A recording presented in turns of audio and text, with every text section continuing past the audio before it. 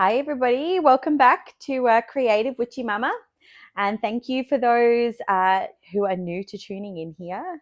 You're very, very welcome. If you are liking this content, I would love it if you hit the subscribe and also the notification bell so you do know when I am releasing any new content. I talk about a lot of different things here, mainly to do with being a solo, low tox living mama who is very awake and aware and into lots of wellness too. Um, Look, today I actually want to talk about traveling with an unvaxxed baby. This was something that somebody asked me on Instagram a little while ago. And I guess for me, I think lots of people would have some hesitations. Um, but for me and where I sit with the vaccinations and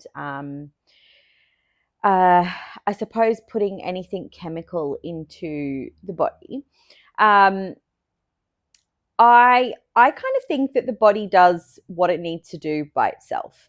Okay, we are constantly bombarded with things in the atmosphere, and our body is so clever and so beautifully designed that even as a baby that has next to no immune system yet, can get all of the antibodies, all of the powerful vitamins and goodness from the mother's breast milk, right? So when I traveled across to the UK with I mean, it was never even a contemplation for me. Obviously, I knew he wasn't vaxxed, and uh, for me, I was always going to travel back because that's where all my family is. So it was never even a thought. But obviously, he was passed from pillar to post. Lots of my family are vaxxed, aren't vaxxed. They all have their varied opinions, which they are very welcome to, like we all are. Um, but yeah, I think for me, I trust and trusted at the time that I was giving Harrison everything I could by breastfeeding, giving him all the goodness in the breast milk to be able to fight off anything. And honestly, while we were in the UK, he got a little bit of a sniffle, but I'm pretty sure that was because of the cold. We'd gone from being very warm in Australia to getting very, very cold. We spent a lot of time up in the northern parts of the UK, and there were nights I think at like -8 or something like that, crazy, because it was winter time, right? So, but I trusted that I was doing everything I could to give all the nutrients to Harrison, that he would be able to fight them off. And I guess that is the beauty of the body, and that is what I believe. That is what I've read. That's what I continue to read, and I uh, I just think there's no mistakes in our body. Our bodies are designed perfectly. They are designed to fight things off. We are designed to, as mothers, feed our babies through breastfeeding. I know that's not possible for everyone, but breast milk is just so superior. I know that there are so many alternatives that, say that they can do it. And, sometimes we have to go down those paths, and that is completely understandable. But I just don't think there is anything more superior than breast milk. I think it really helps our children's immune system, but then also helps give them, as especially when they are so young, it keeps boosting them, keeps giving them exactly what they need. And they talk to our bodies as well. So, like, every time I'm in proximity with Harrison as well. Like, they say even like a kiss on the forehead, like is our bodies connecting and talking about what he needs, right?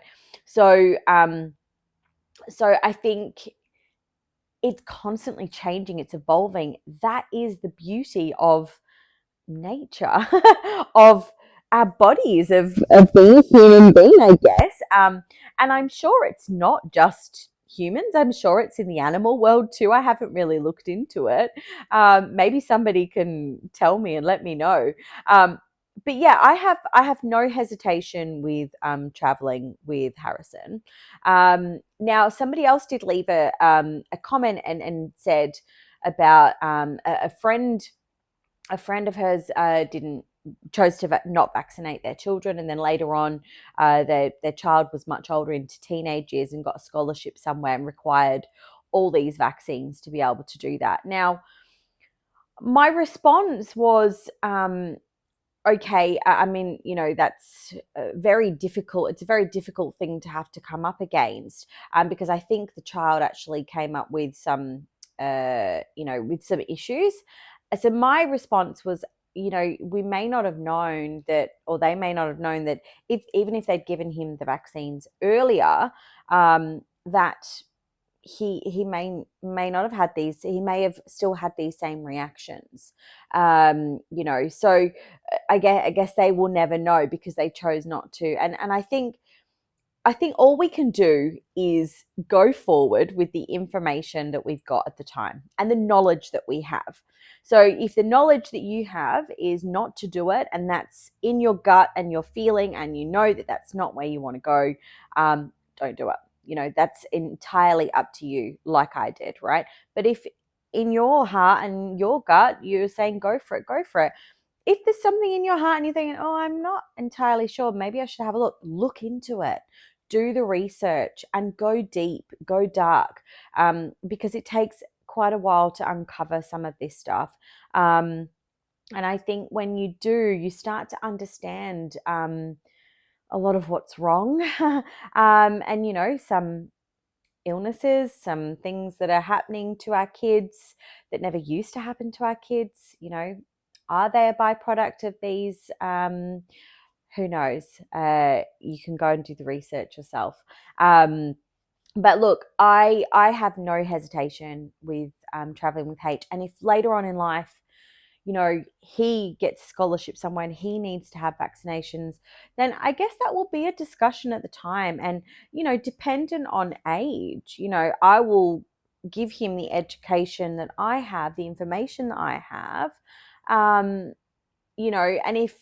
if he's old enough and, wants to still do that, then, then that's up to him. But if he's not old enough, then that's on me. And it's about how I'm then going to have that conversation. So, I think we've got to remember that the decisions that we make are never easy ones, right? They're often quite difficult, and we have to think about them a lot. And we have to back them. We have to back our own decisions.